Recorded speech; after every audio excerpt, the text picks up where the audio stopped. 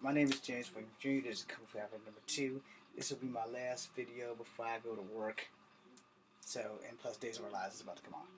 Alright, so, you know, I do a lot of videos. I don't know how many followers I truly have. I do know that there's at least 13 of you. And first and foremost, let me thank you for your support. I am very sorry if anything that I've put up has misplaced or made you have discontent for me. And I can't change your mind, and that's cool. But I can thank you for your support and pray that you keep on supporting me or whatever. I make a lot of things, and I try my best to hit on the truth as much as possible because the truth is everything to me. I base my life on trying to always be truthful. I'm not separified, so I can't say always be faithful, but I can say always be truthful. So, I do everything I can to get you guys' attention. I haven't been discovered. I don't know if I'm ever going to be discovered, and I haven't given up. I do know that Kung Fu right now is not an option. I am not happy about that, but on the other hand, there's not a whole lot I can do.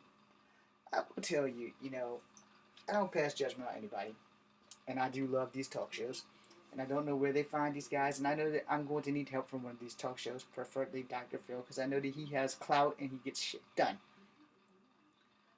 But I'm tired of never catching a break. I'm tired of suffering. I'm tired of helping people and not helping myself. And I'm tired of just about everything, And we get tired. It's what we do. So I will never get tired of talking to you guys. And though I'm just not getting paid for it, and I don't know where to begin on finding a job where I can get paid to basically talk to people on TV. Young Turks, if you're hiring, I'm free and available. I don't know where you guys are based at, but if you put me in a hotel for about 4 or 5 months and let me work on a 6-month basis, that would be great. And plus, you would have the 43-year-old point of view.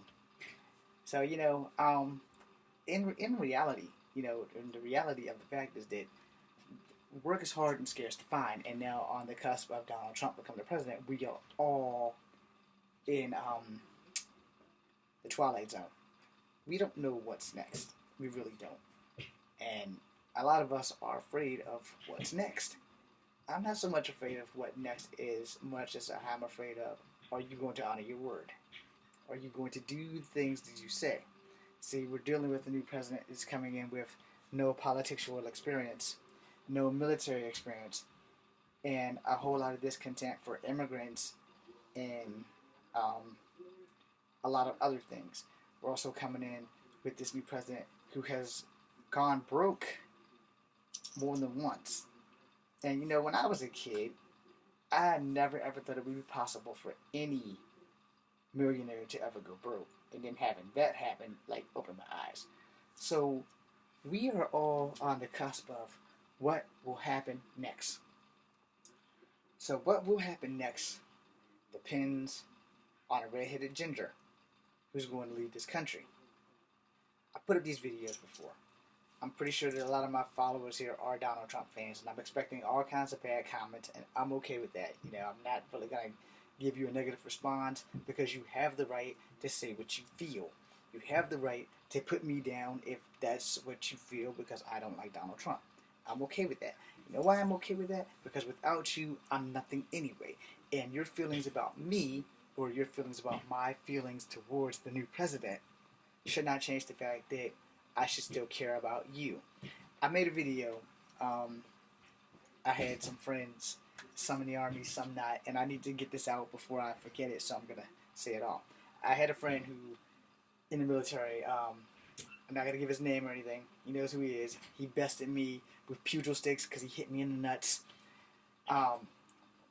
He texted me not too long back, about a month and a half ago, and he texted me about the nigger in the White House. I love my friend. Clearly he has forgotten that I'm part black, but I still love my friend. He was my Delta brother, and he has the right to say what he wants, how he feels. However, he forgot that the nigger in the White House had to pick up the mess that the white people before him left. So let's not get racist. Let's just call them the man in charge in the White House, and let's not let color be a factor. Alright? And besides that, Obama's also half white. So, being a mixed breed myself, I don't have the right to be a racist. but also I don't want my friends to not like me because we don't share the same opinion. And here's the thing about friends: if you are truly someone's friend, truly, and they voted against the person that you voted against for, it should not mess up your friendship. It shouldn't. And I have been reading all over the place, all over lines, all over Facebook, all over anything that politics divide friendships when it shouldn't. You know, you have the right to vote for whoever you voted for. As long as you're not a criminal, you have the right to vote. As far as I know, some criminals are fighting to get their rights to vote back, and hopefully they will. And, you know, it kind of also depends on the criminal. You know, I don't think that a rapist should have the right to vote at all, you know, or should be free, but I don't write the laws, I just follow them and pray like hell that I'm not on the business end of any of the laws. I think that, you know, as people, we need to address race. So let me start off with the whitewashing video. Let me stop this, mute that.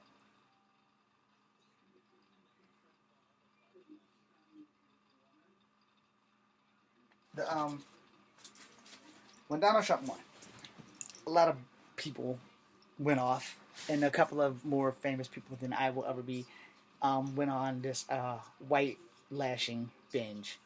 I'm really not sure what the hell a white lashing is, but from a political standpoint, I think that it has to do with white people.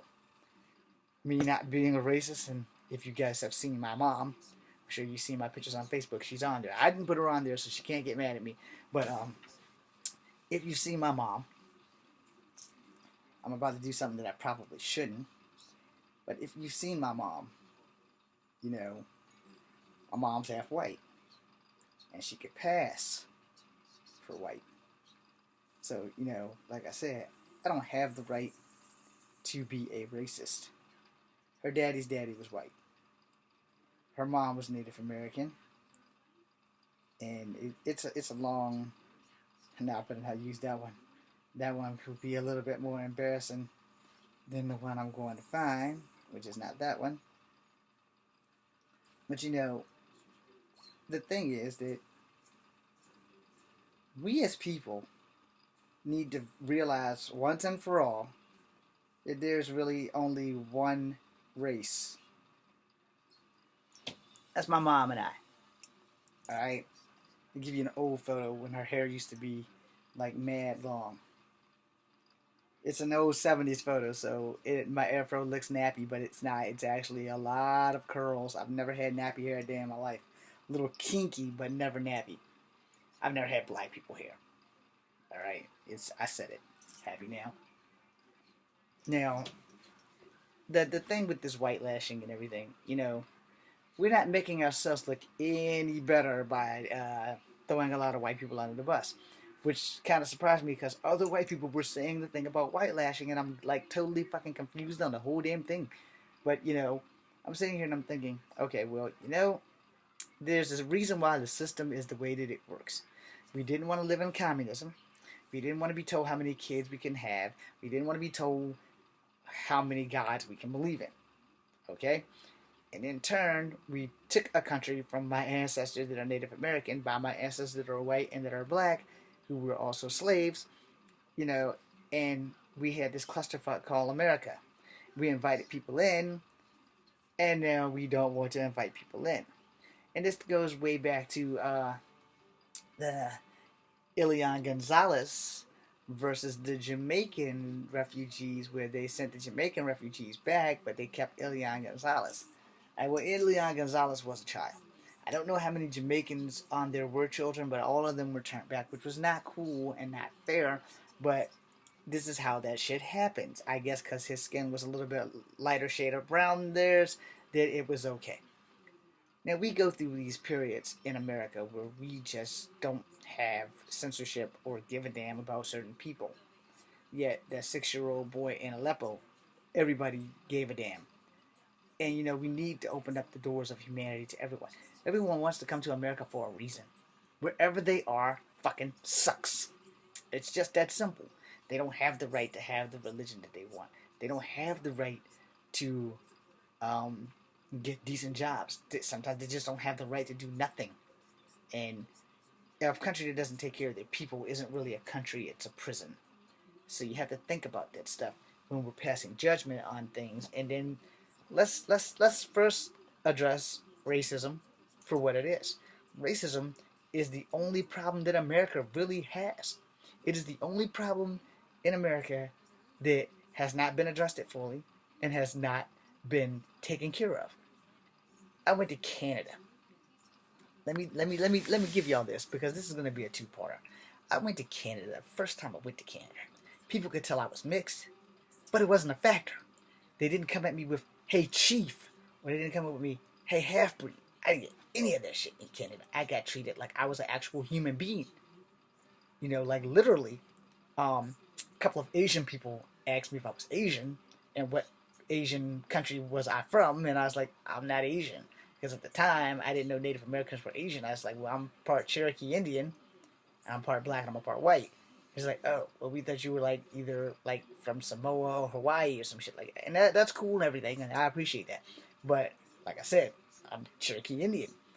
And well, here in America, the worst part of being Cherokee Indian is having someone who's non-Cherokee notice and call me chief for 3 straight years every weekend that I worked at a bowling alley named Kettler's. It didn't really hurt my feelings as much as it just was more insulting. You know, I'm not a descendant of chiefs. I would prefer to just be called James and not Chief, which I kept telling the guy. I had the name tag, and I've told you guys this story before, so that ends that. But when I went to Canada, there was a Korean security guard at the Atobi Choke gym. She thought that I was part Korean, and she asked me what my ancestry was, and I told her. She said, "Okay, well you should know that Cherokee people and them are basically Asian." I was like, "No, they're not." So Inquan wasn't the first one. I just kind of just remembered that just now. But you know, the thing was, I had to have it proven to me. All right. So prior to that, you know, I was like, "Well, I'm Cherokee Indian. I'm also black. I'm also white." But when I write down my application, I put down black because that's what my birth certificate says. And by law, if you lie on your application, the you know, they don't have the right to hire you in Virginia. It's a right to work state and a right to fire state. So you know, it's kind of a double fuck. I have had many of opportunities in my jobs to mark other, but I was like, no, I'm gonna put down black. Now I've had people that have given me the job as told me it's like, you put down black. I'm like, yeah, I'm black. He's like, no, you probably should have marked other. Well, the good news is on some of the applications now they put if you are of more than one race on them, and so I can do that now. Legally, it won't be a problem. But the problem with racism is that no one wants to address it. No one. We're all scared that someone's going to shoot somebody or cut somebody's throat. And until we address that issue, we're never going to make it. We're not. I went to Canada at least 5 or 6 times in my lifetime, and every time I've been there, I have been welcomed with open arms. I never, since I've been there, swear to God, as long as I'm breathing, and may God strike me dead right now in this motherfucking instant, I never heard the word nigger come out of a Canadian mouth. Never. I've been to Toronto, all over Toronto. I've been to Niagara, New York, which is still part of the Toronto area, and not once while I was there. Not once was I called a half-breed, or was I called a nigger, or was I called a chief. I was always greeted with open arms, and that's why I fucking love Canada. Canada is what America should be when it comes to racism.